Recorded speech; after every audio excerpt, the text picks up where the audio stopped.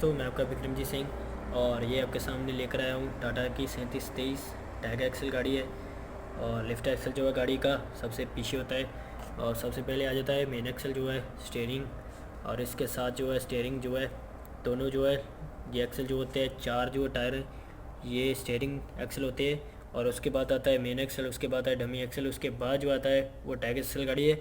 और 3718 भी जो है इसमें पहले जो आई थी वो टैग एक्सल की थी, उसके बाद जो लॉन्च हुई थी वो पुशर एक्सल की है। पुशर एक्सल की गाड़ी भी आपके सामने बहुत जल्द आने वाली है। और पुशर एक्सल जो है गाड़ी का मेन एक्सल जहाँ से शुरू होता है उसके अंदर होता है और पीछे जो है गाड़ी की स्पेस छोड़ी होती है। और ये जो है गाड़ी टैग एक्सल है। बहुत जल्द आपके सामने टाटा की BS6 4825 गाड़ी भी आने वाली है और शुक्ल लैंड की गाड़ियाँ भी BS6 वेरिएंट में आपके सामने बहुत जल्द दिखाने वाले हैं। और बने रहिए हमारे चैनल के साथ।